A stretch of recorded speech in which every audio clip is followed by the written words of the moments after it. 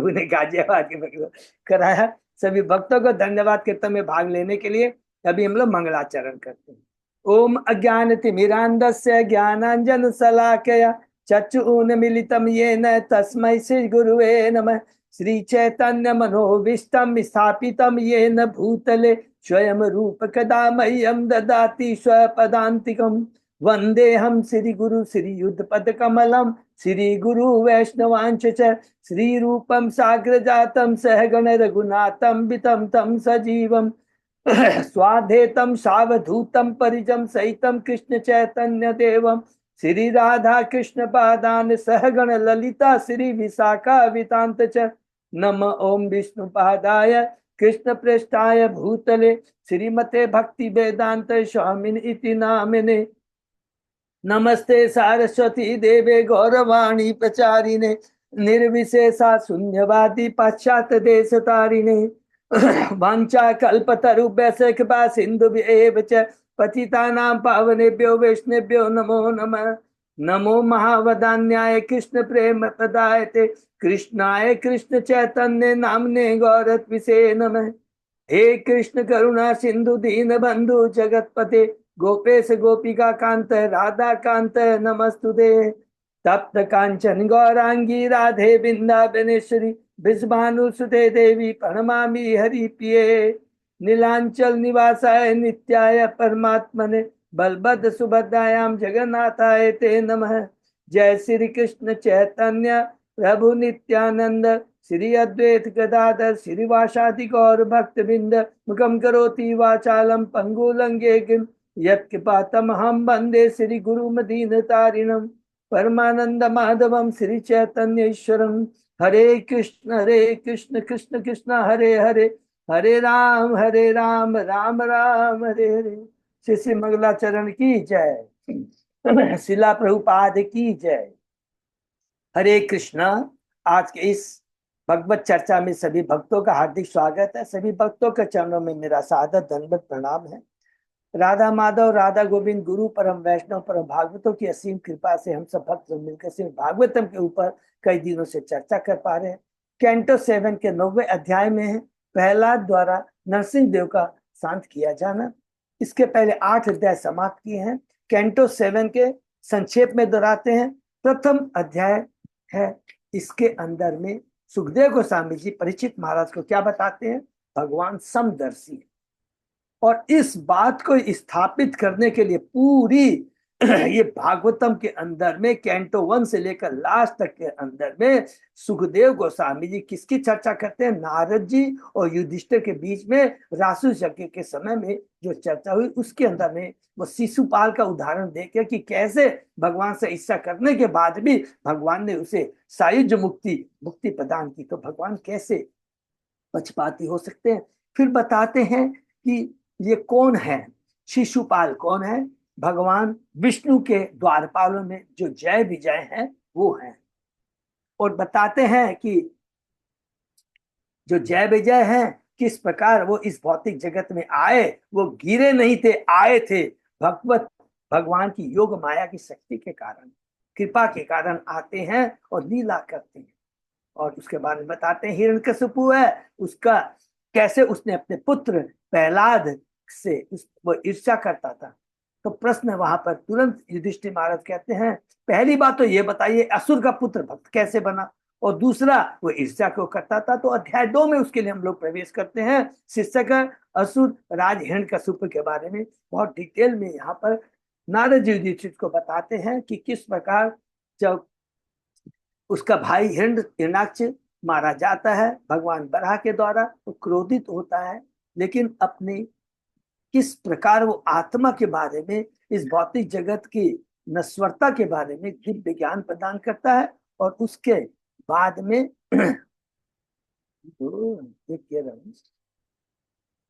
उसके बाद में हम लोग पढ़ते हैं कि तीसरे अध्याय के अंदर में हिरण्यकशिपु के बारे में, कि वो हिरण्यकशिपु जो इतना दिव्य ज्ञान प्रदान करने के बाद क्या करता है? मंदर पर्वत में जाकर के तपस्या करता है। किस उद्देश्य से? एक दिव्य अमर बनने की चेष्टा करता है, जिससे और दिव्य शक्ति के लिए वो दिव्य नहीं, भौतिक दिव्य प्रचुर भौतिक शक्ति के लिए प्राप्त करने के लिए तपस्या करता है, और उसकी तपस्या से प्रसन्न होकर करके ब्रह्मा जी वहां पर आते हैं। ब्रह्मा जी एक्चुअली आते हैं, देवता जब घबरा जाते हैं देवताओं के पास जाते, तब ब्रह्मा जी आते हैं और हिरण्यकशिपु कहते हैं तुम्हें क्या वरदान चाहिए। हिरण्यकशिपु कहता है मैं अमर होना चाहता हूँ। चौथे अध्याय में कहते हैं कि ब्रह्मांड के हिरण्यकशिपु का आतंक, तो यहाँ पर हमें सुखदेव को नारद जी बताते हैं कि जैसे ही यो वरदान मांगता है तुरंत ब्रह्मा जी प्रसन्न हो जाते हैं और वरदान दे देते हैं, और उस वरदान का दुरुपयोग करके हिरण्याक्ष पूरे ब्रह्मांड में आतंक मचा देते हैं। देवता घबराते हैं और क्षीर सागर में भगवान विष्णु के पास जाते हैं। तो भगवान एक ही बात कहते हैं, जिस दिन वो मेरे भक्त प्रहलाद को कष्ट देगा उस दिन मैं उसका वध कर दूंगा। तो इस अध्याय के अंत में युधिष्ठिर पूछते हैं अपने इतने नेक पुत्र को इतना अधिक कष्ट हिरण्यकशिपु ने क्यों दिया। तो पांचवें अध्याय में प्रवेश करते हैं। हिरण्याक्ष का साधु पुत्र प्रहलाद, ये शीर्षक है। इसके अंदर में हमने प्रहलाद महाराज के बारे में पढ़ा कि किस प्रकार उसे शिक्षा देने के लिए संड अमर्क शुक्राचार्य के जो पुत्र हैं उनको नियुक्त किया था। बहुत उन्होंने चेष्टा किया प्रहलाद भक्त को भक्ति से च्युत करके अलग कर करके राजनीति अर्थशास्त्र के बारे में, लेकिन वो कुछ नहीं कर पाए। बहुत क्रोधित होता और बहुत अच्छे अच्छे प्रहलाद महाराज ज्ञान देता है कि भक्ति जगत अंधकूप के समान है, यहाँ कष्ट ही कष्ट है, कोई भी रस नहीं है, और हम चबे हुए को चबाते रहते हैं। और अगर कोई अंधे व्यक्ति गुरु बनाता है तो दोनों गड्ढे में जाते हैं, और एकमात्र इस गड्ढे से निकलने का एकमात्र उपाय है भगवान के सतगुरु शुद्ध भक्त का संग प्राप्त करना। नवदा भक्ति के बारे में बहुत सुंदर सुंदर शिक्षाएं देते हैं प्रहलाद महाराज। किसको देते हैं इसमें देखिए, अपने पिता को देते हैं, अपने शिक्षकों देते हैं, संत अमर को भी कहते हैं तुमने कहां से ये सीखा।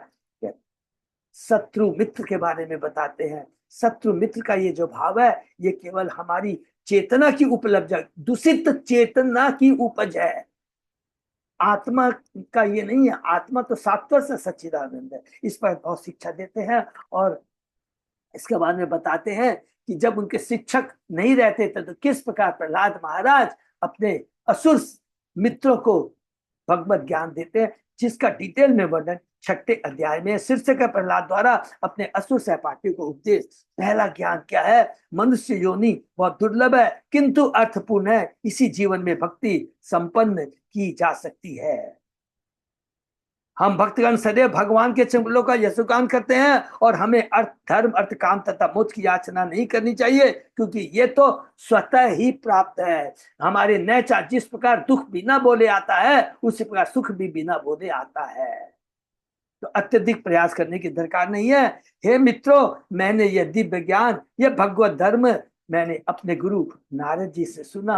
और उसके बाद में मित्र कहते तुम तो कभी अपने नारद मित्र से गुरु से मिले भी नहीं, हमेशा तुम तो असुर के महल में रहते हो, तो कैसे ज्ञान प्राप्त हुआ। तो सातवें अध्याय में प्रवेश करते हैं। प्रहलाद ने गर्भ में क्या सीखा। यहाँ पर प्रहलाद महाराज अपने असुर सहपाठियों को बताते हैं कि किस प्रकार एक बार जब उसके पिता चले जाते हैं तपस्या करने के लिए, इंद्र किस प्रकार उसकी माँ को कैद करके ले जाना चाहता है, लेकिन नारद जी उन्हें बचा देते हैं, और उसके बाद उसकी माता को अपने आश्रम में लेके आते हैं। उनकी माता, उनकी सुसुपा उनकी सेवा करती है, और नारद जी उन्हें भगवत ज्ञान प्रदान करते हैं।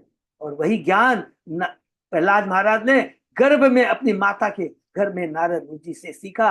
प्रथम ज्ञान है आत्मा के ज्ञान के बारे में बताते हैं, बहुत दिव्य ज्ञान है। और उसके बाद में दूसरा बहुत इंपॉर्टेंट, बहुत सारा ज्ञान देते हैं। इन दो तीन चीजें हम लोग रिपीट करते हैं। वास्तव में कोई तभी सुखी रहता है जब तक वह भौतिक सुख के लिए प्रयत्नशील नहीं होता। ये बहुत इंपॉर्टेंट बात है। जिस दिन हम सोचेंगे कि हमको भौतिक आवश्यकता और है, हमें अपनी भौतिक सुविधाएं सुधारनी है, हमें अपने संबंधियों की, देश की, अंतरराष्ट्र की जो दुख है उसको दूर करना है, उस दिन से हमारा वास्तव में दुख शुरू हो जाता है, क्योंकि ये चीज हमारे हाथ में नहीं है। अगर कोई माता पिता चाहे कि मैं अपने को सुखी कर, अपने परिवार को, बच्चों को सुखी कर दो, ये सब भगवान के हाथ में, हमारे हाथ में नहीं है। और अंत में यही बात कहते हैं, भगवान की शुद्ध भक्ति करके ही पापी जीवन अपना मूल शाश्वत आध्यात्मिक स्वरूप पुनः प्राप्त कर सकता है। अतः मनुष्य जीवन का एकमात्र चरम लक्ष्य भी यही है। ये दिव्य ज्ञान देते हैं, ये दिव्य टीचिंग्स ऑफ प्रहलाद महाराज। 8वें अध्याय में प्रवेश करते हैं। भगवान नरसिंह द्वारा असुर का वध इस अध्याय में हम पढ़ते हैं कि जब हिरण्यकशिपु अपने षड अमर से सुनता है वो कि प्रहलाद महाराज को चेंज नहीं कर पाए, बल्कि उल्टे उसके जितने सहपाठी थे उसने अपने सारे मित्रों को भक्त बना दिया है, क्रोधित हो जाता है और कहता है कि तुम में ये जो हिम्मत बल कहां से आई। कहा, हे पिता, जिसने आपको जब बल दिया है, जिसने पूरे ब्रह्मांड के जीवों को बल दिया है, पूरी ब्रह्मांड की वो शक्ति है, उसी ने मुझे भी बल दिया है। तो क्या तुम्हारा भगवान इस खंबे में है, इस सभा के खंबे में है? अवश्य है। खंबा को वो अपने हाथ से प्रहार करता है, नरसिंह भगवान का प्रकट होता है और किस प्रकार नरसिंह भगवान बड़ी सरलता से उसे मार देते हैं।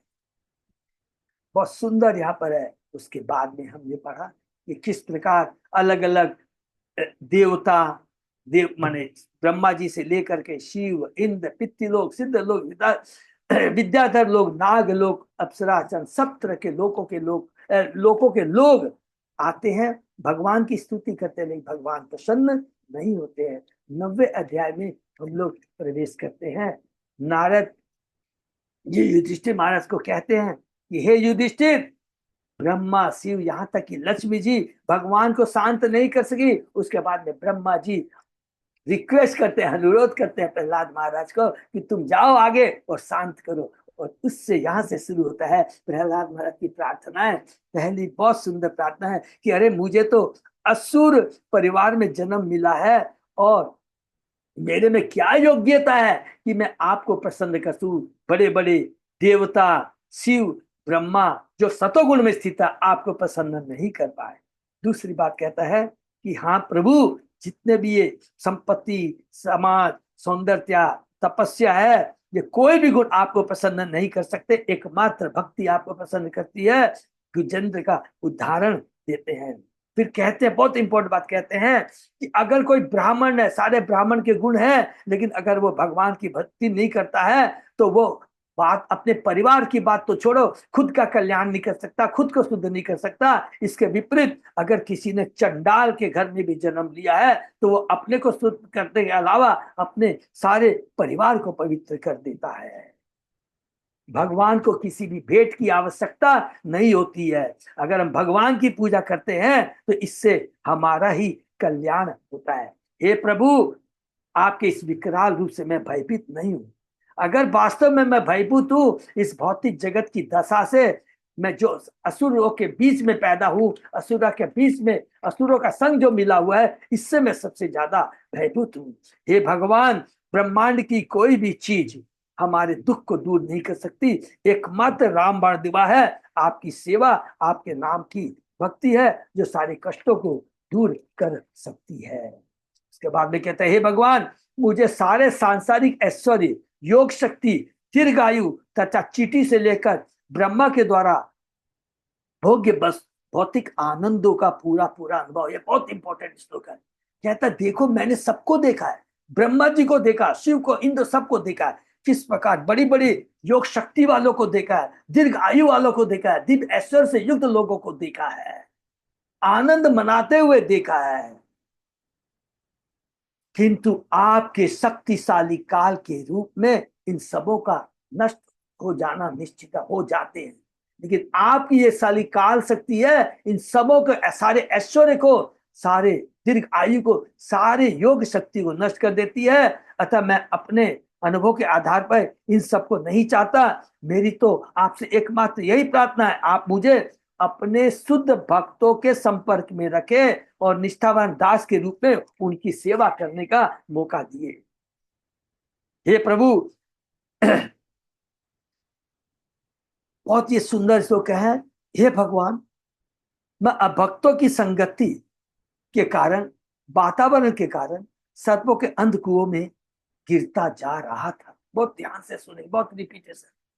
किंतु आपके दास नारद मुनि ने कृपा करके मुझे अपने शिष्य के रूप में स्वीकार कर और मुझे यह शिक्षा दी कि इस दिव्य पद की आपकी भक्ति करके आपके दर्शन, आपकी कृपा किस प्रकार प्राप्त किया जा सकता है। अतः मेरा पहला कर्तव्य है कि मैं उनकी सेवा करूं। भला मैं उनकी यह सेवा कैसे छोड़ सकता हूं। प्रभुपाद जी कहते हैं मनुष्य को पहले गुरु की सेवा करनी चाहिए, जिनकी कृपा से ही हम भगवान के निकट पहुंच सकते हैं। हरि बोल। हे भगवान, मुझे बचाने तथा मेरे पिता को मारने दोनों ही में आपके भक्त के वचनों को सत्य करने के लिए कर्म किया है। इसका और कोई दूसरा कारण नहीं है। आप तो अद्भुत कर बना है।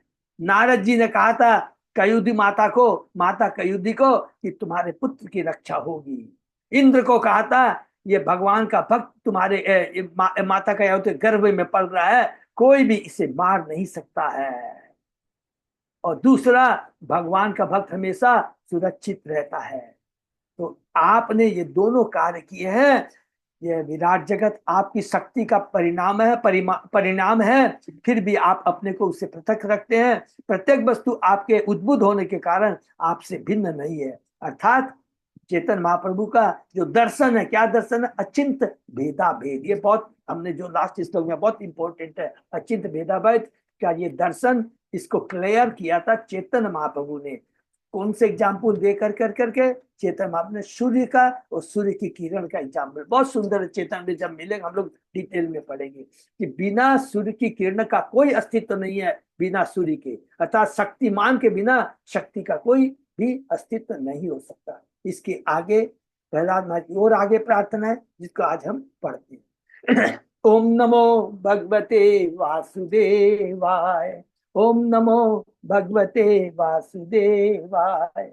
ओम नमो भगवते वासुदेवाय। नारायण नमस्कृत्य नरम चैव नरोत्तमं देवी सरस्वती व्यासं ततो जयम् उदीरे। नस्प्रायेषु अभद्रेषु नित्यं भागवत सेवया भगवती उत्तम श्लोके भक्ति भवति नैष्ठिकी।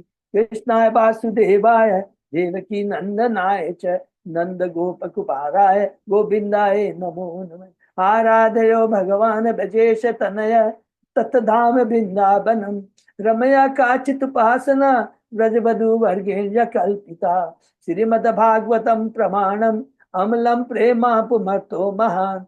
श्री चैतन्य महाप्रभो मतमिदम तत् आदरो न पर। हरे कृष्ण कृष्ण कृष्ण हरे हरे, हरे राम राम राम हरे हरे। कैंटो 7 चैप्टर 9 शीर्षक प्रहलाद द्वारा नरसिंह देव का शांत किया जाना, श्लोक नंबर 32। धन्यवाद अच्युत अजय दास प्रभु। हम शुरू करते हैं श्लोक नंबर 32 से। न यस्येदम आत्मनि जगत विलाम्बु मध्ये से आत्मना निज सुखानुभवो निरीय। योगेन मिलित दृक् आत्म निपीत निद्र तुर्ये स्थितो न तु तमो न गुणांश युञ्चे। हे परमेश्वर, संहार के बाद सृजनात्मक शक्ति आप में स्थित हो जाती है और आप अपनी अध खुली आंखों से सोते प्रतीत होते हैं। किंतु तथ्य तो यह है कि आप एक सामान्य व्यक्ति की भांति सोते नहीं, क्योंकि आप भौतिक जगत की सृष्टि के परे सदैव दिव्य अवस्था में रहते हैं। भगवान जब सोते हो भी दिव्य अवस्था में रहते हैं और सदैव दिव्य आनंद का अनुभव करते हैं। हरि बोल। इस तरह क्षीरोदशाई विष्णु के रूप में आप भौतिक वस्तु को छुए बिना अपनी दिव्य स्थिति में बने रहते हैं। यद्यपि आप सोते प्रतीत होते हैं, किंतु यह सोना अविद्या की निद्रा से पृथक होता है। हम जो सोते हैं, हम लोग निद्रा में हैं, हम लोग अज्ञानता में हैं, लेकिन भगवान तो हमेशा दिव्य स्तर पे रहते हैं। हम सोचते हैं हम जागे हुए हैं, नहीं, हम लोग वास्तव में भौतिक दृष्टि से जागे हुए हैं, लेकिन आध्यात्मिक दृष्टि से सोए हुए हैं, अज्ञानता में। हमें याद रखना है। जैसा कि ब्रह्म संहिता, ये सबको मालूम है ना, ये सब हम लोगों ने पढ़ा है कि कर्णोदक्षा विष्णु गर्भोदक्षा विष्णु छिद्र है। कर्णोदय विष्णु से किस प्रकार प्रकट करते हैं, असंख्य ब्रह्मांड निकलते हैं उनके श्वासों से। उसके बाद में सारे जीव कर्म स्वभाव के साथ उसके अंदर में आते हैं। फिर गर्भोदक्षा विष्णु प्रत्येक ब्रह्मांड में प्रवेश करते हैं। उसके बाद में क्षीरोदक्षा प्रत्येक ब्रह्मांड के अंदर में ब्रह्मा जी जितने भी अणु जीवों को स्थापित करते हैं, उसके अंदर में श्री विष्णु जाकर के उसके अंदर में बैठ जाते हैं। ये है जैसा कि ब्रह्म संहिता में स्पष्ट कहा गया है, यह कारणाव व जले भजति स्म योग निद्रा अनंत जगदंड रोम कूप आधार शक्ति अवलंब्य पराम समूर्तिम गोविंदम आदि पुरुषम तमहम भजामि। मैं उन आदि भगवान गोविंद की पूजा करता हूँ जो अपने अंश महाविष्णु के रूप में कर्णाव में शयन करते हैं, जिनके दिव्य शरीर से रोम रोमन से सारे ब्रह्मांड उत्पन्न होते हैं। अतः कर्णोदक्षाय विष्णु, और जो चिर नो योग निद्रा धारण किए रहते हैं वही कर्णोदक्षाय विष्णु है। वही अपने को आगे विस्तार करते हैं गर्भोदक्षाय विष्णु में, और वही गर्भोदक्षाय विष्णु अपने को फिर विस्तार करते हैं क्षीरोदक्षाय विष्णु के रूप में, अर्थात पुरुषा अवतार। आदि पुरुष कृष्ण या गोविंद अपने को महाविष्णु के रूप में विस्तारित करते हैं। इस विराट जगत के संहार के पश्चात वे दिव्य आनंद को प्राप्त करते हैं। योग निद्रा शब्द भगवान के प्रसंग में व्यवहित हुआ है। मनुष्य को यह समझ लेना चाहिए कि यह निद्रा हमारी उस निद्रा के समान नहीं है जो तमोगुणी है। भगवान की निद्रा सदैव दिव्य रहती है, दिव्य अवस्था में भगवान रहते हैं। भगवान सदैव आध्यात्म में स्थित रहते हैं, वे सच्चिदानंद है, इसलिए वे सामान्य मनुष्य की बात निद्रा द्वारा विचलित नहीं होती। यह समझना हो कि भगवान सभी अवस्थाओं में दिव्य आनंद में रहते हैं। श्री मध्वाचार्य ने कहा है कि भगवान तुर्य स्थित है, सदैव अध्यात्म तुर्य अवस्था में रहते, तुर्य माने दिव्य अवस्था में रहते हैं। अध्यात्म में जागरण निद्रा सुषुप्ति जैसी कोई वस्तु नहीं होती। हरि बोल। योग का अभ्यास महाविष्णु की योग निद्रा के समान है। योगियों को सलाह दी जाती है कि वे अपनी आंखें अधिक खुली रखें, किंतु यह दशा निद्रा नहीं होती। यद्यपि आधुनिक में नकली योगी अपने अपने कथित योग का प्रदर्शन सोकर प्रदर्शित करते हैं। शास्त्र में योग को ध्यानावस्थित कहा गया है, जो पूर्ण ध्यान की स्थिति है, किंतु यह ध्यान भगवान का है। ध्यानावस्थित तत्गतेन मनसा, मन को सदैव भगवान के चरणों पर स्थिर होना चाहिए। योगाभ्यास का अर्थ सोना निद्रा कदापि नहीं है। मन को सक्रिय रूप से भगवान के चरण पर स्थिर करना चाहिए, तभी योगाभ्यास सफल होगा। वास्तविक योगा योगी नाम अपनी सर्वेशाम, तो समस्त योगों में सबसे उत्तम योगी जो है भक्त योगी है। तस्यैव तेव पूरिद निज काल शक्तया सचोदित प्रकृति धर्मण आत्मगूढ़म अंबसी अनंत संज्ञात विरमत समाधे नाभे अभुत स्वकणिका वटवट महा अबजम। यह विराट भौतिक जगत भी आपका ही शरीर है। यह पदार्थ का पिंड आपकी काल शक्ति द्वारा शुद्ध होता है, जिससे प्रकृति के तीनों गुण प्रकट होते हैं। तब आप शेष या अनंत की सैया से जागते हैं और आपकी नाभि से एक क्षुद्र दिव्य बीज उत्पन्न होता है। इसी बीज से विराट जगत का कमल पुष्प उत्पन्न होता है, जिस पर एक छोटे बीज से विशाल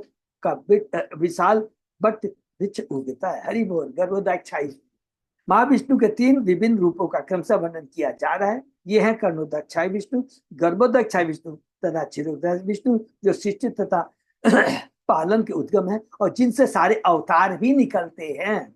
महाविष्णु से गर्भोदक्षाय विष्णु उत्पन्न होते हैं, जिनसे क्रमशः क्षीरोदक्षाय विष्णु का विस्तार होता है। इस प्रकार महाविष्णु ही गर्भोदक्षाय विष्णु के मूल कारण है, और गर्भोदक्षाय विष्णु ही की नाभि से कमल निकलता है, जिससे ब्रह्मा जी प्रकट होते हैं। हरि बोल।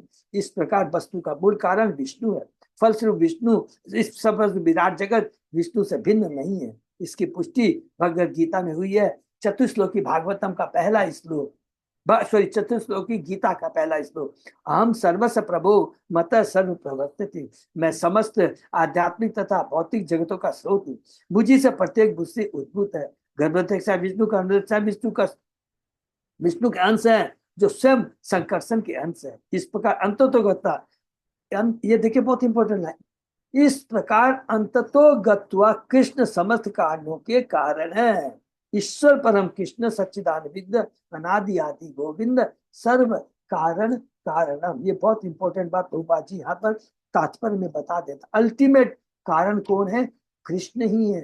ये सब कृष्ण के ही अंश के अंश के अंश हैं। निष्कर्ष यह निकला कि भौतिक आध्यात्मिक दोनों जब परमेश्वर के शरीर माने जाते हैं। हम यह समझ सकते हैं कि भौतिक की उत्पत्ति आध्यात्मिक शरीर से होती है, अतएव वह आध्यात्मिक शरीर का अंश है। भगवान आध्यात्मिक है, भगवान का धाम आध्यात्मिक है और भगवान की ही शक्ति से, कि माने ये भगवान की बहिरंगा शक्ति जो है उपज है और इसी से भौतिक जगत प्रकट होता है, इसी से भौतिक जगत का संचालन होता है। किससे? भगवान की बहिरंगा शक्ति। जब मनुष्य आध्यात्मिक कर्म करता है तो उसका समग्र भौतिक शरीर आध्यात्मिक हो जाता है। हरि बोल।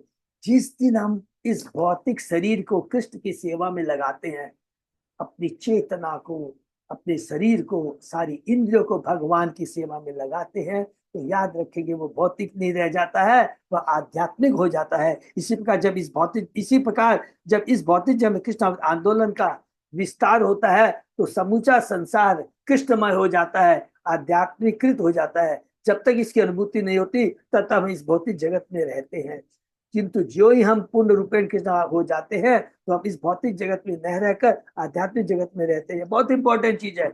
आज हम ये हरिनाम कीर्तन कर रहे हैं, हम भागवत के ऊपर चर्चा कर रहे हैं, तो ये स्थान और हमारी चेतना, ये चीज भौतिक नहीं है, आध्यात्मिक है और ये सतत ये प्रयास चलता रहेगा। तो इस भौतिक जगत में रहकर भी हम सब अपने को कह सकते हैं कि हम भौतिक जगत में नहीं, आध्यात्मिक जगत के अंदर में है। तत्संभव कवि अतो अन्यत अपश्यमान त्वाम बीजपात्मनि ततम स बहि विचिन्त्य न अविन्दत स अब्द सतम अपसु निम्जमानो जाते अंकुरे उपलभेत बीजम जाते अंकुरे कथम उपलभेत बीजम। उस विशाल कमल पुष्प से ब्रह्मा जी उत्पन्न हुए, किंतु उन्हें उस कमल के सिवाय कुछ भी नहीं दिखा। अतः अपने को बाहर स्थित जानकर उन्होंने जल में गोता लगाया और 100 वर्ष तक उस कमल के उद्गम को खोजने का प्रयत्न करते रहे, किंतु उन्हें आपका कोई पता नहीं चल पाया, क्योंकि जब बीज फलित होता है असली बीज नहीं दिख पाता। और लेकिन अपने प्रयास से हम भगवान को नहीं जान सकते हैं। उसके बाद में केवल उन्होंने प्रार्थना की, एक शब्द उन्हें सुनाई दिया, तप शब्द सुनाई दिया, उन्होंने तपस्या की और भगवान ने उन्हें ज्ञान प्रदान किया। यह विराट जगत का वर्णन है। इस जगत का विकास बीज के फलित होने के समान है। जब रुई के धागे बन जाते हैं तो रुई नहीं दिखती, और जब धागों से बुना हुआ कपड़ा तैयार हो जाता है तो धागे नहीं दिखते। हरि बोल। इसी प्रकार यह कथन बिल्कुल सही है कि जब गर्भवती विष्णु की नाभि से उत्पन्न बीज विराट विश्व के रूप में प्रकट हो गया तो कोई यह नहीं समझ सकता कि इस विराट विश्व की उत्पत्ति का असली कारण क्या था। आधुनिक विज्ञानियों ने सृष्टि के उद्गम की विवेचना ठेला सिद्धांत चंक थ्योरी से करने का प्रयास किया, लेकिन कोई यह नहीं बता सकती ऐसा ढेला किस प्रकार फटा होगा। किंतु वैदिक वाग्यम्य बताता है कि संपूर्ण भौतिक शक्ति परमेश्वर की चिंतन से प्रकृति के 3 गुणों द्वारा क्षुब्ध हुई। दूसरे शब्दों में ठेला से ठेला का फटना भगवान द्वारा हुआ। अतएव मनुष्य को चाहिए कि परम कारण विष्णु को समस्त कारणों का कारण स्वीकार करना चाहिए। तो यहाँ पर प्रभुपाद जी एक ही बात कहते हैं, जो कुछ भी दिखाई देता है देखिए ये सब भगवान की शक्ति का प्राकट्य है। कितना सुंदर एग्जाम्पल है। रुई से धागा, धागा से कपड़ा, लेकिन कपड़ा का मूल कारण क्या हमको जानना है, ये कहां से आया। सतु आत्मयोनि अति विस्मित आश्रितो अब्जम काले न तपसा परिशुद्ध भाव त्वामात्मनि स भूवि गंधमीवाति सूक्ष्म भूतेन्द्रिय आश्रमये विततम ददर्श। आत्मयोगी के नाम से विख्यात ब्रह्मा जी को आश्चर्य हुआ, अतः उन्होंने कमल पुष्प की शरण ग्रहण की। और जब वे सैकड़ों वर्षों तक कठोर तपस्या करने के बाद शुद्ध हुए, कठोर वर्षों तक तपस्या करने के बाद शुद्ध हुए, तो वे देख पाए कि समस्त काल में क्या भगवान उनके अपने पूरे शरीर तथा इंद्रियों में उसी तरह व्याप्त थे जिस प्रकार गंध अत्यंत सूक्ष्म होकर अनुभव पृथ्वी में अनुभव की जाती है। बहुत सुंदर है। तपस्या करना, भगवान को समर्पित करना पड़ेगा, गुरु को समर्पित करना पड़ेगा, तभी हम दिव्य ज्ञान, आध्यात्मिक ज्ञान प्राप्त कर सकते हैं अपने प्रयास से। ब्रह्मा जी ने बहुत प्रयास कर, नहीं कर सकते। यहाँ पर अहम ब्रह्मास्मि के रूप में आत्म साक्षात्कार कथन की विवेचना की गई, जिसकी व्याख्या मायावादी सत्याग्रह मैं ही परमेश्वर हूँ के रूप में की जाती है। परमेश्वर प्रत्येक वस्तु की आदि बीज जन्मांतरस्य यत अहम सर्वस्व प्रभो मत सर्वप्रभु। इस प्रकार भगवान सर्वत्र व्याप्त है, यहाँ तक कि हमारे शरीरों में भी, क्योंकि वे भौतिक शक्ति से बने हैं जो भगवान की भिन्ना शक्ति है। हमें यह अनुभव करना चाहिए कि चूंकि परमेश्वर हर एक के शरीर में व्याप्त है, तो चूंकि प्रत्येक जीवात्मा परमेश्वर का अंश है, अतः प्रत्येक वस्तु ब्रह्म सर्व खल विदम ब्रह्म। ब्रह्म को यह अनुभूति शुद्ध होने के बाद हुई, और यह अनुभूति हर एक के लिए संभव है। जब मनुष्य अहम ब्रह्मास्मि के ज्ञान में रहता है, तो वह सोचता है मैं परमेश्वर का अंश हूं, मेरा शरीर उनकी भौतिक शक्ति से बना है, अतः मेरा कोई पृथक अस्तित्व नहीं है। हरि बोल। फिर भी परमेश्वर सर्वत्र व्याप्त है और वह मुझसे पृथक है। अचिंत भेदा भेद का यही दर्शन है। बिना हम शक्ति हैं, भगवान शक्तिमान है। जो कुछ भी है भगवान की शक्ति का प्राकट्य है, उस सर्वशक्तिमान कृष्ण का। यहाँ पर पृथ्वी की गंध का उदाहरण दिया गया है। पृथ्वी में गंध है और रंग है, किंतु उन्हें कोई देख नहीं सकता। वास्तव में जब पृथ्वी में फूल उगते हैं तो विभिन्न रंगों एवं सुगंध वाले दिखते हैं। निश्चय फूलों ने इन्हें पृथ्वी से प्राप्त किया होगा। हरि बोल। यद्यपि ये हमें पृथ्वी में दिखते नहीं, अगर क्योंकि फूल उगते हैं कहाँ से उगते? पृथ्वी के नीचे से। और पृथ्वी में अगर गंध नहीं होती तो फूल में गंध कहाँ से आता? इसी प्रकार परमेश्वर अपनी विभिन्न शक्तियों द्वारा हमारे शरीर आत्मा में व्याप्त रहते हैं, यद्यपि हम उन्हें देख नहीं पाते, किंतु एक बुद्धिमान मनुष्य परमेश्वर को सर्वत्र देख सकता है। शास्त्रों के अध्यात्म माध्यम से, गुरु के माध्यम से, साधु के माध्यम से भगवान को देख सकता है। अंडरांतर स्थ परमाणु चयांत स्तंभ स्तंभ। भगवान अपनी विभिन्न शक्तियों से ब्रह्मांड के भीतर तथा परमाणु के भीतर रहते हैं। बुद्धिमान व्यक्ति के लिए भगवान का असली दृश्य यही है। आदि जन्म ब्रह्मा अपनी तपस्या के कारण अत्यंत बुद्धिमान व्यक्ति बने, और तब उन्हें यह अनुभूति हुई तपस्या से, भगवान की कृपा से। भगवान का ध्यान किया, तप किया। अतएव हमें उन ब्रह्मा से सारा ज्ञान प्राप्त करना चाहिए जो अपनी तपस्या के कारण सिद्ध बने, अर्थात दूसरे शब्द कहते हैं भगवान की कृपा के कारण वो सिद्ध बने।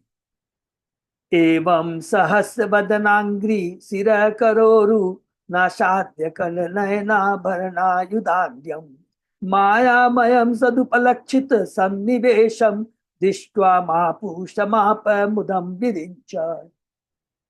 तब ब्रह्मा जी ने आपको हजार हजार मुखों, पांव, सिरों, हाथों, नाकों तथा आंखों से युक्त देखा। आप भली भांति वस्त्र धारण किए थे और नाना प्रकार के आभूषणों तथा आयुध से सुशोभित थे। आपको विष्णु रूप में देखकर आपके दिव्य लक्षणों एवं अधो लोकों तक फैले हुए आपके चरणों को देखकर ब्रह्मा जी को अत्यंत दिव्य आनंद प्राप्त हुआ। ये पूरा डिटेल हमने किस में पढ़ा था? कैंटो 2 के अंदर में पूरा डिटेल में पढ़ा था। परम शुद्ध होने के कारण ब्रह्मा जी भगवान को उनके मूल विष्णु के रूप में देख सके, जिनके हजारों मुख तथा रूप थे। यह विधि आत्म साक्षात्कार कहलाती है। मौलिक आत्म साक्षात्कार भगवान के निर्विशेष तेज का दर्शन नहीं, अपितु भगवान के दिव्य रूप का साक्षात दर्शन है। ये वास्तविक आत्म साक्षात्कार है। ब्रह्म निर्विशेष तेज का दर्शन तो ब्रह्म जो ज्ञानी होते हैं, जो भी ब्रह्म योनि ब्रह्म तेज में विलीन हो जाते हैं, वो भी एक बात से भगवान ब्रह्म परमात्मा और भगवान ब्रह्म तक पहुंच सकते हैं। ज्ञानी ध्यानी पहुंच सकते हैं परमात्मा तक, लेकिन जब भगवान के परम भक्त है, भगवान के साकार रूप का दर्शन करते हैं। जैसा कि यहाँ स्पष्ट उल्लेख हुआ है, ब्रह्मा जी ने भगवान को महापुरुष के रूप में देखा, अर्जुन ने भी कृष्ण को इसी रूप में देखा था। अतः उसने भगवान से कहा, परम ब्रह्म परम धाम पवित्रम परम भवान पुरुषम शाश्वतम दिव्यम। आप पर ब्रह्म, परम धाम, परम पवित्र करने वाले, परम सत्य, नित्य देवी पुरुष है। भगवान परम पुरुष अर्थात सर्वश्रेष्ठ रूप है। हम इससे ऊपर कोई नहीं। भगवान परम पुरुष है। पुरुषम शाश्वतम, शाश्वत परम भोक्ता है। भोक्तारम यक्षप्ताम सर्वलोक महेश्वर। ऐसा नहीं है कि निर्विशेष ब्रह्म रूप धारण करता है, अपितु निर्विशेष ब्रह्मज्योति भगवान के परम का उद्भास है। ब्रह्मा शुद्ध होने पर भगवान के परम रूप को देख पाए, उनके साकार रूप को देख पाए। निर्विशेष ब्रह्म के सिर पांव हाथ नाक कान नहीं हो सकते, ऐसा संभव है, क्योंकि ये भगवान के रूप के लक्षण है। ब्रह्म ज्योति, अगर भगवान निराकार होते तो हाथ पांव कान कैसे आती? ये माया मयम सब करता है आध्यात्मिक ज्ञान। इसकी व्याख्या मध्वाचार्य ने किया। माया मयम ज्ञान स्वरूप, भगवान के रूप को बताने वाले इस माया सब का अर्थ मोह नहीं लेना चाहिए। प्रत्युत भगवान का रूप वास्तविक है, शाश्वत है, और इस रूप का दर्शन पूर्ण ज्ञान का प्रतिफल है। इसकी पुष्टि भगवत गीता में हुए बहुना नाम जन्मानंते ज्ञानवान माम प्रपद्यते। ज्ञानवान का अर्थ है ऐसा व्यक्ति, आध्यात्मिक दृष्टि से जो ज्ञानवान है, जिसे पूर्ण ज्ञान हो, ऐसा व्यक्ति भगवान का दर्शन कर सकता है, और इसलिए वह उनकी शरण में जाता है। मुख कान नाक आदि प्रतीकों द्वारा व्यक्त भगवान नित्य है। ऐसे रूप के बिना कोई आनंदमय नहीं हो सकता, किंतु भगवान सच्चिदानंद विग्रह, हरि बोल, जैसा इस शास्त्र का ईश्वर परम कृष्ण सच्चिदानंद विग्रह।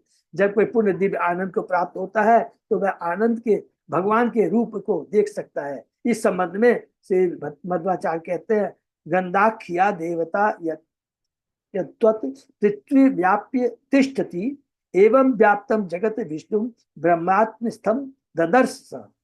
ब्रह्मा ने देखा कि जिस प्रकार सुगंधिया रंग सारी पृथ्वी में व्याप्त है, उसे भगवान सूक्ष्म रूप में विराट विश्व में व्याप्त है।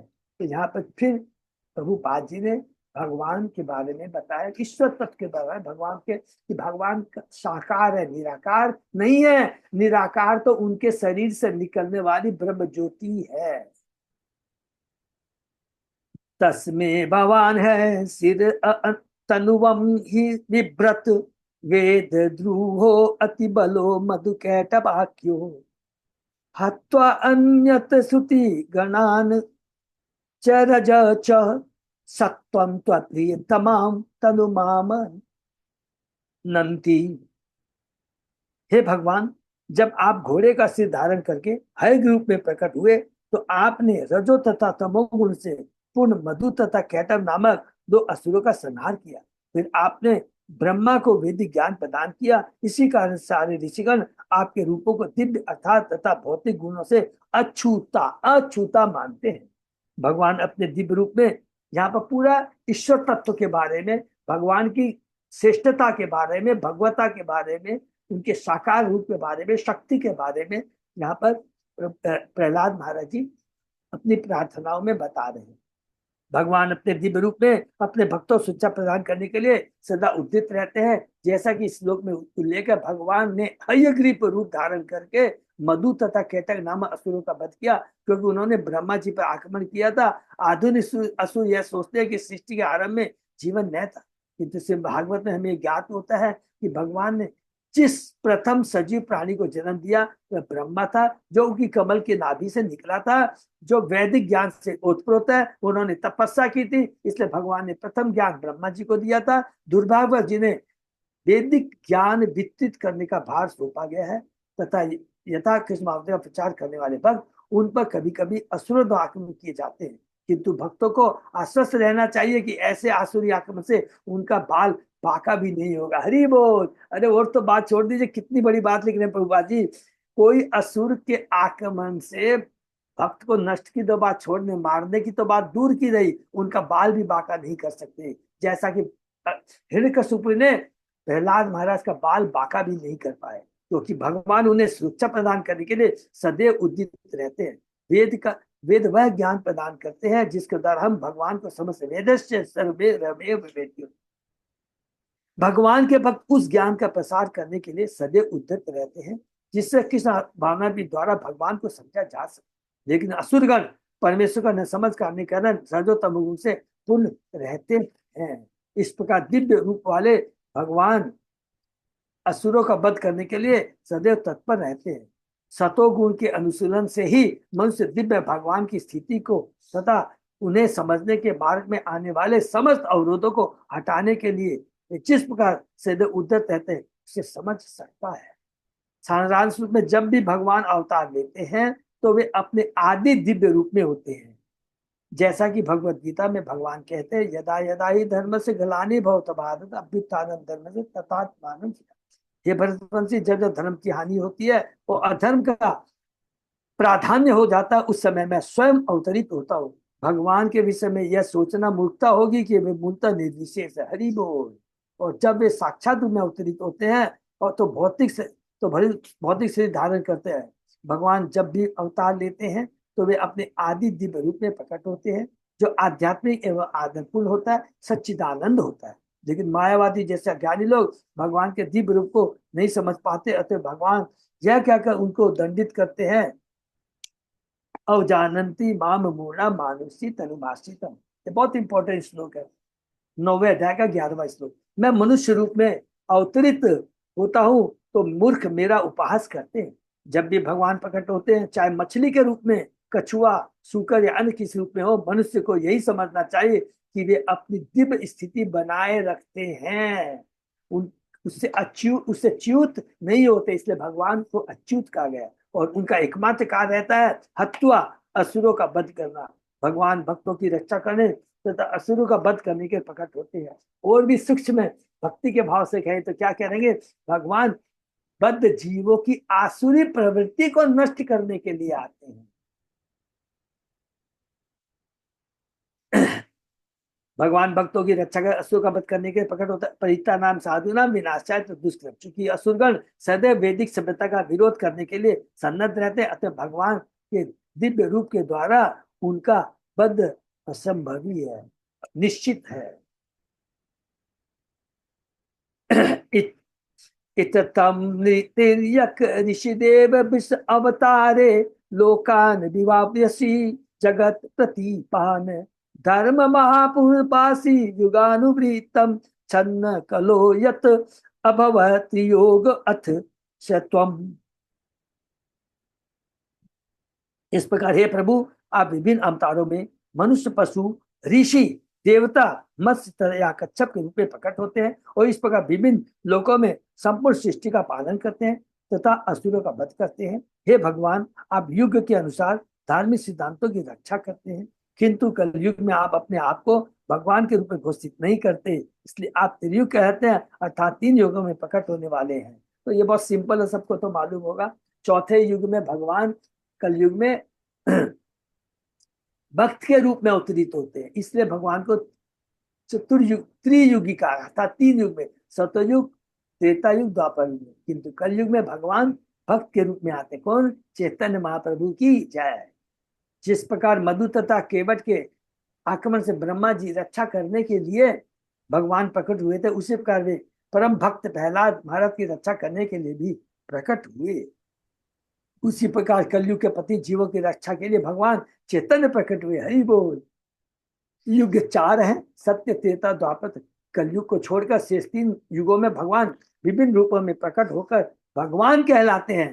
किंतु कलयुग में यद्यपि सचेतन प्रभु भगवान के रूप में हुए, स्वयं भगवान है वो, किंतु उन्होंने कभी भी अपने आप को भगवान नहीं कहा। उल्टे ही जब जब उन्हें कृष्ण के समान संबोधित किया गया तब तब वे अपने हाथों से अपने कान बंद कर लेते थे और अपने आप को कृष्ण कहने से मना कर देते थे, क्योंकि वे एक भक्त की भूमिका निभा रहे थे। वे जानते थे कि कलयुग में अपने आप को ईश्वर का नकली अवतार कहने वाले अनेक लोग होंगे, अतः वे अपने आप को भगवान कहने से कतराते रहे। किंतु अनेक वैदिक ग्रंथों में, विशेषतः भागवतम में चैतन्य महाप्रभु को भगवान स्वीकार किया गया। हरि बोल। कैंटो 5 के 32वें अध्याय में उद्धव गीता में भगवान स्वयं उद्धव को यह बात बताते हैं। कृष्ण वर्ण तुषार कृतम सांगो पांग शास्त्र पार्षदम यज्ञ संकीर्तन प्राय जंती ही सुमेध स। कलयुग में बुद्धिमान लोग भगवान की पूजा श्री चैतन्य महाप्रभु के रूप में करते हैं, जो नित्यानंद, अद्वैत गदाधर श्रीवास जैसे अपने पार्षदों के सदैव घिरे रहते हैं। समग्र कृष्ण आंदोलन संकीर्तन आंदोलन पर आधारित है, जिसका सूत्रपात श्री चैतन्य महाप्रभु द्वारा किया। अतः जो भी व्यक्ति संकीर्तन आंदोलन के माध्यम से भगवान को समझने का प्रयास करता है, वह प्रत्येक वस्तु को भली भांति जान लेता है। वह सुमेधसम अर्थात प्रचुर ज्ञानवान बुद्धिमान व्यक्ति होता है। सुमेधसम, ठीक है। नैतत्मन तव कथासु विकुंठनाथ संप्रियते दुरित दुष्टम असाधु तीव्रम कामातुरम हर्ष शोक भय शनाक्त तस्मी कथम तव गतिम दिशामि दीना। चिंता रहित वैकुंठ लोक के स्वामी, मेरा मन अत्यंत पापी तथा कामी है। कभी यह दुखी रहता है तो कभी कभी सुखी रहता है तो कभी दुखी रहता है। मेरा मन शोक तथा भय से पूर्ण है और सदैव अधिकाधिक धन की खोज में रहता है। धन मधु के समान है, प्रहलाद महाराज कहते हैं। इस तरह वह अत्यधिक दूषित है और आपकी कथाओं से कभी तुष्ट नहीं होता। अतः मैं अत्यंत पतित तथा दरिद्र हूँ। ऐसा जीवन जीवन स्थिति में भला मैं आपके कार्यक्रम की व्याख्या करने में किस तरह समर्थ हो सकता हूँ। यहाँ पर प्रहलाद महाराज अपनी दीनता नम्रता वो प्रदर्शित कर रहे हैं। यहाँ पर प्रहलाद महाराज अपने को सामान्य व्यक्ति के रूप में प्रस्तुत करते हैं, जबकि उन्हें इस भौतिक जगत से कुछ भी लेना देना नहीं। वे आध्यात्मिक जगत के वैकुंठ लोक में सदैव स्थित रहने वाले हैं, किंतु पतित आत्माओं की ओर से उनके ब्याह में वे पूछते हैं कि जब उनका मन, हम बद्ध जीवों का मन भौतिक वस्तु सदैव विस्तृत रहता है, तो वे किस तरह भगवान की दिव्य स्थिति की व्याख्या कर सकते हैं। हमारा मन इसलिए पापूर्ण हो जाता है क्योंकि हम सदैव पापूर्ण कार्यों में लगे रहते हैं। ऐसी की कोई भी वस्तु जो कृष्ण भाव में संबंधित ना हो उसे पापूर्ण समझना चाहिए। इसको अंडरलाइन कर लीजिए। कई बार सोचते हैं हम पाप नहीं कर रहे हैं, हम पुण्य काम कर रहे हैं, लेकिन जो पुण्य काम आपको भौतिक जगत से छुटकारा नहीं दिला सकता तो वो वास्तव में दिव्य सूक्ष्म दृष्टि से वो भी पाप पुण्य कर्म कार्य है। तो ये जो लोग कहते हैं मानव सेवा माधव सेवा, इसको यहाँ प्रभुपाद जी ने बहुत क्लियर कर दिया है। इससे बड़ी बात तो प्रभुपाद जी नहीं कह सकते। निसंदेह भगवत गीता में कृष्ण चाहते हैं, इसीलिए कहते हैं सर्व धर्मान परित्यज्य मामेकम शरणम व्रज अहम त्वाम सर्व पापियो मोक्षयिष्यामि मा शुचः। सारे धर्मों को त्याग कर दो।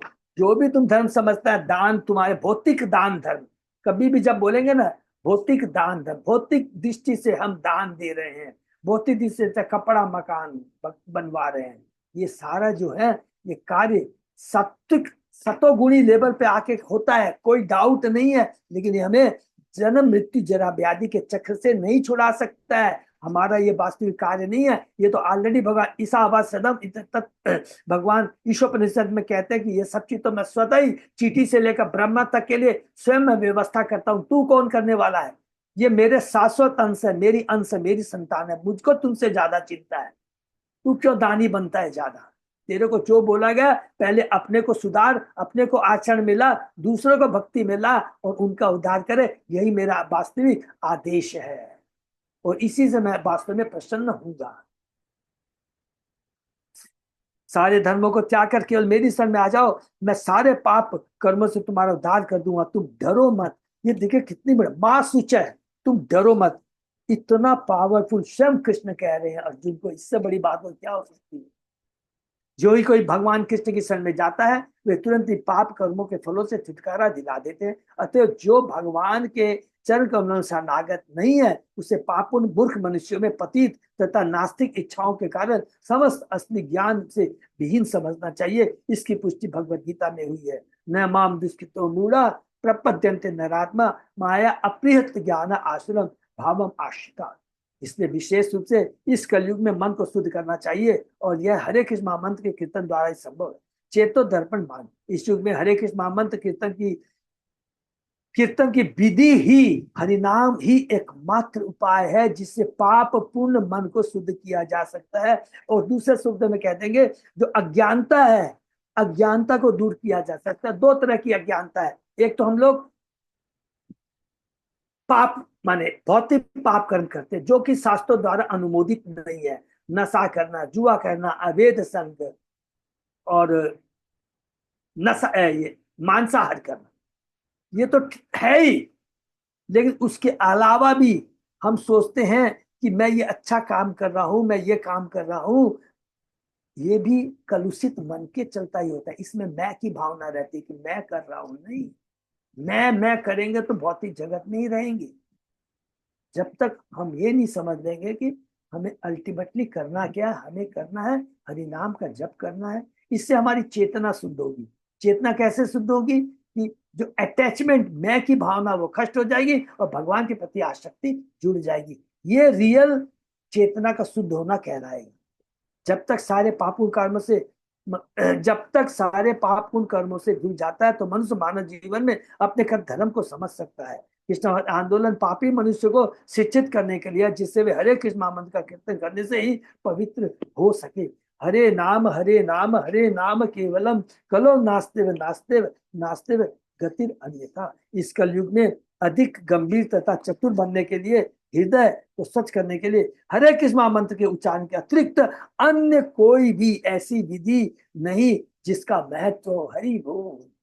प्रहलाद महाराज ने पिछले श्लोकों के इस विधि की परिपूर्ति है, तदीय गायन महा अमृत मग्न चित्त। प्रहलाद इसकी इसकी भी पुष्टि करते हैं कि यदि किसी का मन सदैव कृष्ण चिंतन में लीन है तो वह गुण मनुष्य को शुद्ध बनाएगा और उसे सदा के लिए शुद्ध शाश्वत रूप से शुद्ध कर देगा।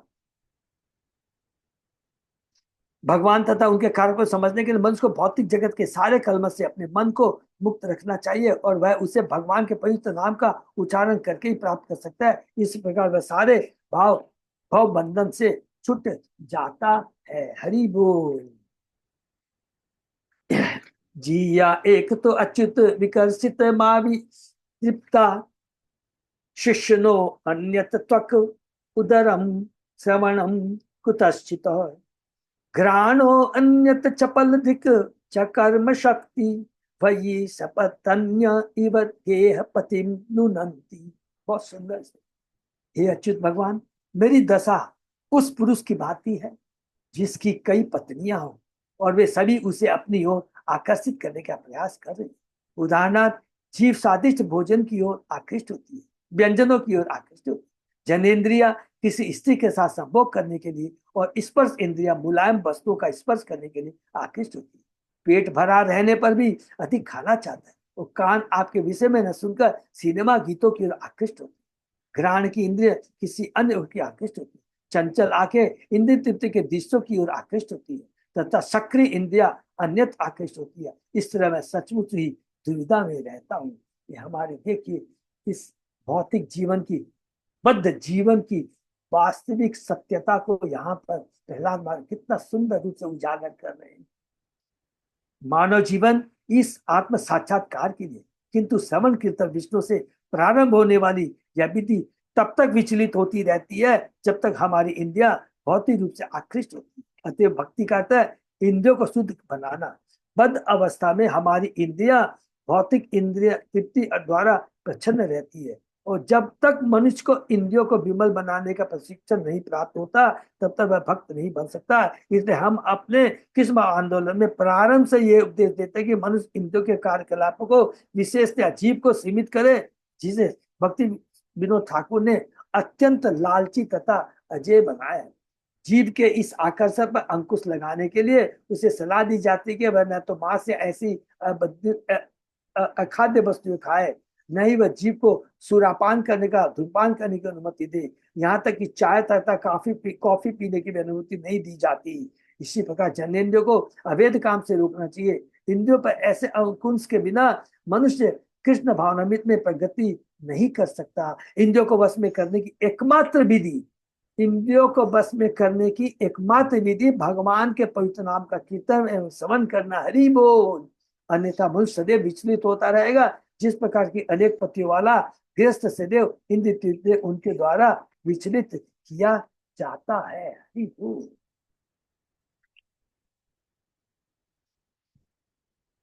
एवं स्वकर्म पतितम भव वेतरयाम अन्यो जन्म मरण आसन भीत भीतम पश्यन् जनम स्वपर विग्रह मैत्रम हंते पारचर विप्रिय मूढ़ मध्य। हे भगवान, आप सदैव मृत्यु की नदी की दूसरी ओर स्थित रहते हैं, किंतु हम सभी अपने पाप करने के कारण इस ओर कष्ट भोग रहे हैं। निसंदेह हम उस नदी के हम इस नदी में गिर गए हैं और जब मृत्यु की वेदनाओं से बार बार कष्ट उठा रहे हैं तथा भयानक वस्तुएं खा रहे हैं। अब कृपा करके हम पर दृष्टि फेरिए, न केवल मुझ पर। देखिए कितनी बड़ी बात बोल रहे, बहुत ध्यान से। न केवल मुझ पर अपितु उन सबों पर जो कष्ट उठा रहे हैं, और अपनी अहेतु की कृपा तथा दया से हमारा उद्धार कीजिए तथा हमारा पालन कीजिए।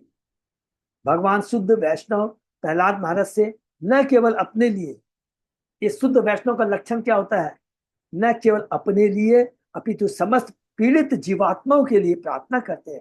वैष्णव की दो कोटि है, भजनानंदी तथा गोष्ठनानंदी। भजनानंदी केवल अपने निजी लाभ के लिए भगवान की पूजा करते हैं, एक ही जगह बैठे रहते हैं, कीर्तन करते रहते हैं, हाँ मैं बहुत बड़ा भक्त हूँ। नहीं, चैतन्य महाप्रभु ने इसको रिकमेंडेशन नहीं किया, प्रभुपाद जी नहीं किया है। हमें कौन सा बनना है, गोष्ठ्यानंदी। लेकिन गोष्ठ्यानंदी अन्य सबों को कृष्ण भवन तक ऊपर उठाना चाहते हैं, गली गली गांव गांव देश देश में घूमकर हरि नाम का प्रचार करते हैं, जिससे से उनकी रक्षा हो सके। ऐसे मूर्ख जो बार बार जनता मृत्यु को एवं भौतिक जीवन के अन्य कष्टों को देख नहीं पाते, वे इसके बारे में तनिक भी आसक्त नहीं रहते कि अगले जन्म में उन पर क्या बीतेगी। निसंदेह ऐसे मूर्ख भौतिकताग्रस्त धूर्तों ने जीवन की अनुत्तरदायी शैली बना ली है कि वे अगले जन्म के बारे में सोचते ही नहीं। वे यह नहीं जानते कि अपने ही पाप कलापों से मनुष्य को 84 लाख योनियों में से चुनकर शरीर प्राप्त होता है। भगवत गीता में इन धूर्तों को दुष्कृतो मूला कहा गया है। जो लोग कृष्ण भावना भावित नहीं होते हैं, ऐसे भक्तों को पाप कर्मों में लगना पड़ता है, इसलिए वे मूढ़ अर्थात मूर्ख तथा धूर्त हैं। वे ऐसे मूर्ख होते हैं कि उन्हें यह भी ज्ञात नहीं रहता कि अगले जीवन में उन पर क्या बीतेगी। यद्यपि वे सब तरह से प्राणियों को घृणित वस्तुएं खाते देखते हैं, यथा सूकर मल खाते हैं, मगर मैं सभी तरह की व्यर्थ की वस्तुएं खाने के कारण अगले जीवन में अत्यंत गर्हित वस्तुएं खाने के लिए बाध्य हूँ। एक वैष्णव ऐसे गर्हित जीवन से सदैव भयभीत रहता है, अतः ऐसी विभत्स दशा से उभरने के लिए वह अपने आप को भगवान की भक्ति में लगाता है। भगवान उन पर दयालु है, अतः वे उनके हित के लिए प्रकट होते हैं। यदा यदा ही धर्मस्य ग्लानिर्भवति भारत अभ्युत्थानं धर्मस्य तदात्मानं सृजामि। हे भरतवंशी, जब जब धर्म की हानि होती है और धर्म का प्राधान्य हो जाता है, उस समय स्वयं अवतरित होता हूँ। भगवान पतितात्मा सहायता के लिए सदैव सन्नद्ध रहते हैं, लेकिन वे मूर्ख तथा धूर्त होने के कारण कृष्ण भक्त को ज्ञान नहीं कर पाते और कृष्ण के उपदेशों का पालन नहीं। इसलिए यद्यपि चैतन्य महाप्रभु साक्षात भगवान है, किंतु वे कृष्ण आंदोलन में उपदेश करने के लिए भक्त रूप में आते हैं। जारे देखो तारे को कृष्ण उपदेश। अतः मनुष्य को चाहिए कि कृष्ण का निष्ठावान भक्त बने। आमार आज्ञा गुरु हुआ तारो एक देव। मनुष्य को गुरु बनना चाहिए और सारे विश्व में भगवत गीता की शिक्षाओं का उपदेश देकर कृष्ण अवतार का प्रसार करना चाहिए। हरि बोल। तो यहीं पर हम लोग आज विराम देते हैं। प्रहलाद महाराज की ओर जो दिव्य प्रार्थना है, दिव्य प्रार्थना है, जिसके अंदर में आज उन्होंने हमें बताया, क्या क्या चीज बताया कि भौतिक जगत की स्थिति कैसी है। आप इस भौतिक जगत में आते हैं किस लिए? अपनी संतानों को, अपनी आत्माओं का कल्याण करने के लिए। और वो उन आत्माओं का कल्याण वो किसी भी रूप में कर सकते हैं। हमको लगता है कि किसी को भगवान ने मारा, किसी को प्यार किया, नहीं। माँ अपने बच्चे को सुधारने के लिए कभी भी दंड भी देती है, कभी भी पुचकारती भी है, कभी भी लड्डू भी देती है। तीनों में याद रखेंगे, तीनों अवस्था में माँ का भाव एक ही रहता है। ऐसा नहीं कि ये मेरा अच्छा पुत्र है इसलिए इसको लड्डू दे रही है, नहीं। बल्कि जो कुपुत्र होता है उस पर ज्यादा ध्यान देती है, और जो सुपुत्र उसको कहती है कि देख अपने कुपुत्र भाई की तरफ ज्यादा ध्यान दे, ज्यादा इधर उधर मत कर, अपने को ज्यादा होशियार मत समझ, इसका ध्यान दे। ऐसा माँ बोलती है, तो भगवान भी यही बात कहते हैं। तो हमको क्या है, भजनानंदी नहीं बनना है, गोष्ठ्यानंदी, अर्थात घूम घूम करके प्रचार करना है। बहुत ही जगत बहुत दुखाल है, तो यह प्रचार पर बहुत जोर दिया गया है। और वास्तविक पुण्य कर्म, वास्तविक आध्यात्मिक कर्म क्या है? वो कर्म जो हमें भौतिक चीजों के प्रति अनासक्ति और भगवान के प्रति आसक्ति उत्पन्न करे, वही वास्तव में पुण्य कर्म है। वही वास्तव में क्या बोलेंगे इसको, आध्यात्मिक दिव्य कर्म है। ये बहुत इंपॉर्टेंट चीज है। सुनने में बहुत खराब है, यदि आप किसको मानव सेवा माधव सेवा बोले, वो भगवान को मानते हैं, ऐसा नहीं है कि वो भगवान को नहीं मानते हैं, लेकिन ये सोचते हैं बहुत अच्छा कार्य है। लेकिन उनको हमको क्या बताना है कि देखो, इससे इनका भौतिक जगत से छुटकारा न तुम्हारा होगा न उसका होगा। क्यों नहीं होगा? क्योंकि स्वयं भगवान गीता में कहते हैं कि भौतिक जगत से छुटकारा कैसे हो सकता है। उसका एकमात्र उपाय है कि भगवान हरि नाम का जप करना, लोगों को प्रसाद खिलाना। अब रोटी कपड़ा मकान देना चाहते हैं, भगवान को भोग लगा के दीजिए, कोई प्रॉब्लम नहीं है। तब वो भौतिक नहीं रहता है, वो आध्यात्मिक हो जाता है। हमको हर चीज में आध्यात्मिकता दिखनी चाहिए, हमारे कर्म में, स्वभाव में, आचार में, आचरण में, सब में। तभी हम शुद्ध होंगे और दूसरों को शुद्ध कर पाएंगे। हरे कृष्णा। यहीं पे विराम देते हैं। बहुत सुंदर है। किसी का कोई प्रश्न? तो जी फिर कल के अवतार भी भक्त के रूप में ही होगा क्या फिर? है प्रभु। कल हाँ प्रभु। हाँ, यही होगा, कल की अवतार अभी इसी कलयुग में होगा प्रभु। भक्त के रूप में ही होगा फिर वो भी? डेफिनेटली प्रभु, उसमें भी एक चीज, वो कल की अवतार आएगा, उसमें लास्ट में लिखा है। तो एग्जैक्ट जो आपका जो प्रश्न है कि भगवान जो स्वयं आते हैं कि वो भक्त में आया, तो लेकिन जो आपने जो प्रश्न किया कल की अवतार जो आएगा, वो कलयुग में, चूंकि भगवान ने क्लियर लिखा है कि मैं त्रियुगी हूँ, चार युग, चौथे युग में नहीं आता हूँ, तो उसी रूप में आना चाहिए। बताइए सॉरी। ठीक है ना? बहुत अच्छा प्रश्न है प्रभु का। और किसी का कोई प्रश्न? हरी बोल। तो यही पर हम लोग विराम देते हैं। और अनाउंसमेंट तो कोई नहीं है, बस वही एक है, लॉन्ग टूर के लिए ही है। ठीक है ना? बस एक तो थोड़ा सा छोटा सा था कि जो भक्त लोग के पास में एक्स्ट्रा टिकट है या कोई चेंज करना चाहते हैं, यदि कोई फ्लाइट से जाना चाहते हैं, ट्रेन से नहीं जा रही हैं, तो क्या है कि जल्दी से बता देने से क्या होगा, कुछ भक्तों का बार बार जैसे अपने व्हाट्सएप ग्रुप में आ रहा है ना कि ये टिकट की दरकार है, ये टिकट दरकार है, तो वो हम उनको दे सकते हैं। तो दो फायदा होगा, एक तो हमारा कैंसिलेशन चार्ज नहीं लगेगा, बुकिंग चार्ज नहीं लगेगा, हम उनको पास ऑन करें। ठीक है ना? हरे कृष्णा। हरे कृष्णा से भक्तों को बहुत बहुत धन्यवाद। आज सन ये विराम देते हैं बिल्कुल बस साथ में। हरे कृष्ण प्रभु जी, सादर प्रणाम। हाँ सादा प्रणाम माता जी। प्रभु जी, यहाँ पे 3 जन का कैंसिल होने का चांसेस है, माने हो गया ही है समझ लीजिए। उन लोग नहीं जा रहे हैं और टिकट बनी हुई है ट्रेन की। अच्छा, तो हम्म। फिर आप मैसेज करके आप अपडेट कर दीजिएगा। सर अमिताभ ने आप लोगों को चाहिए था टिकट, ग्रुप में था, फिर उनको लग अच्छा, बात कर लेते माता जी। ठीक है प्रभु जी, हाँ।